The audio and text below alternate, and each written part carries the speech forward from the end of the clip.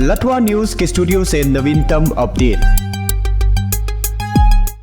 प्राथमिक विद्यालयों में मौजूदा सीखने के संकट से निपटने के लिए मेघालय ने नेशनल एजुकेशन पॉलिसी 2020 के अनुरूप विद्या प्रवेश कार्यक्रम को अपनाया है। State early childhood care and AMP education coordinator Singjit Marak ने बच्चों के एक बड़े हिस्से के सामने आने वाली गंभीर स्थिति पर जोर दिया। प्राथमिक विद्यालय इसके लिए प्रारंभिक बचपन देखभाल और शिक्षा तक सार्वभौमिक पहुंच की कमी को जिम्मेदार मानते हैं। मारक ने बताया कि विद्या प्रवेश पहल भारतीय और वैश्विक शोध से ली गई है, जिसमें शिक्षा की वार्षिक स्थिति और NASS रिपोर्ट जैसी रिपोर्टें शामिल हैं।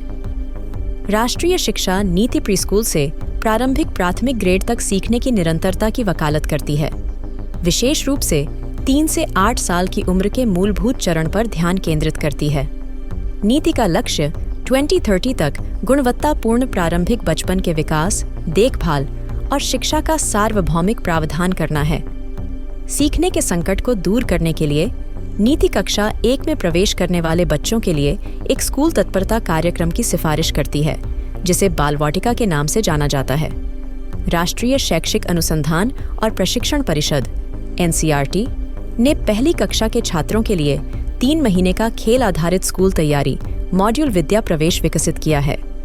सिंगजीत मारक ने इस बात पर प्रकाश डाला कि विद्या प्रवेश कार्यक्रम प्रारंभिक साक्षरता और संख्यात्मक कौशल के साथ साथ संज्ञानात्मक, भावनात्मक और मनोदैहिक क्षमताओं को बढ़ाने के लिए डिजाइन किया गया है।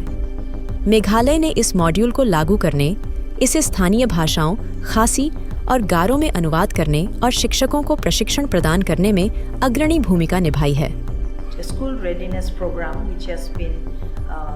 स्कूल तत्परता कार्यक्रम, जिसे शिक्षा मंत्रालय द्वारा निर्देशित किया गया है कि जब बच्चे कक्षा 1 में प्रवेश करेंगे तो उन्हें स्कूल के लिए तैयार रहना होगा। इसलिए इस कार्यक्रम को अत्यधिक महत्व दिया गया है और शिक्षा मंत्रालय द्वारा निर्देश दिया गया है कि सभी राज्यों और सभी स्कूलों को स्कूलों की श्रेणियों के बावजूद बच्चों को स्कूल के लिए तैयार करना होगा। इसने आगे यह भी सिफारिश की कि 5 साल की उम्र से पहले, यानी कक्षा 1 में प्रवेश करने से पहले, प्रत्येक बच्चे को एक प्रारंभिक कक्षा में जाना होगा, जिसे बाल वाटिका कहा जाता है। और वह यह है कि कक्षा 1 में प्रवेश करने वाले बच्चों को संज्ञानात्मक, भावनात्मक और मनोदैहिक क्षमताओं के साथ साथ प्रारंभिक साक्षरता और संख्यात्मकता के मामले में स्कूल के लिए तैयार करना होगा।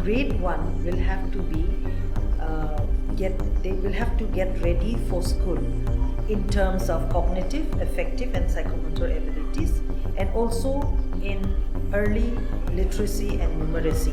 NCERT ने पहली कक्षा के छात्रों के लिए इस विद्या प्रवेश 3 महीने के खेल आधारित स्कूल तैयारी मॉड्यूल को विकसित किया है और शिक्षा मंत्रालय ने सभी राज्यों को मॉड्यूल को अपनाने या अनुकूलित करने और सभी राज्यों में अपने सभी स्कूलों में इसे लागू करने का निर्देश दिया है।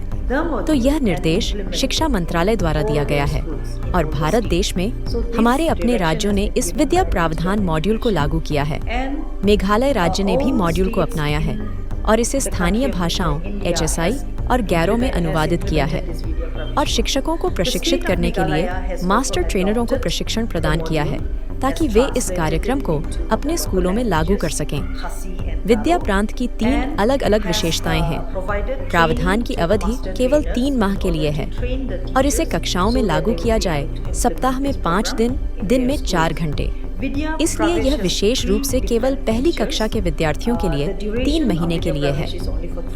स्कूल तत्परता कार्यक्रम, जब हम स्कूल तत्परता कार्यक्रम के बारे में बात करते हैं तो हमें स्कूल तैयार होने, परिवार तैयार होने और बच्चे के तैयार होने के बारे में भी जानना होगा। इसलिए जब हम स्कूल की तैयारी के बारे में बात करते हैं तो स्कूल को बच्चों के लिए कृमि सुरक्षित और आनंदमय वातावरण और एक प्रेरक वातावरण प्रदान करना होता है।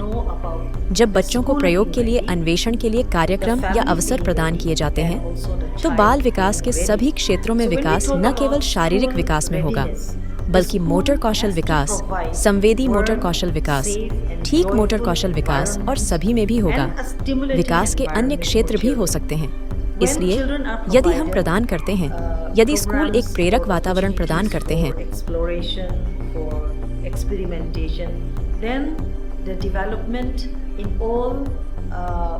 areas of child development will take place, not only in physical development, but also in motor skill development, sensory motor skill development, fine motor skill development, and all the other areas of development can take place. So if schools provide a stimulating environment where children can also have problem solving, critical thinking, जहां बच्चों को स्वयं के सामाजिक कौशल को अभिव्यक्त करने के लिए समस्या समाधान, गंभीर सोच के अवसर भी मिल सकते हैं, ये स्कूल द्वारा प्रदान किए जा सकते हैं। इसलिए स्कूल को इन सभी क्षेत्रों में बच्चों के विकास के लिए तैयार रहना होगा। नंबर 2, हमें यह भी देखने की जरूरत है कि एक परिवार को तैयार होना होगा। परिवार को बच्चों की शिक्षा में गर्मजोशी से भरा, देखभाल करने वाला, आनंदमय और सहायक होना होगा। घर का माहौल खुशहाल होना चाहिए और सभी क्षेत्रों में बच्चों का समर्थन करना होगा। उनके विकास के लिए हमें माता पिता की सराहना करनी चाहिए और बच्चों के सीखने की सराहना करनी चाहिए और उनका समर्थन करना चाहिए। उनसे बात करनी चाहिए और बच्चों के साथ रहना चाहिए। उन्हें स्कूल के बारे में बात करनी चाहिए, उनके साथ खेलना चाहिए और उन्हें विकास के अन्य पहलुओं के लिए अवसर प्रदान करना चाहिए। लतवा न्यूज के स्टूडियो से नवीनतम अपडेट।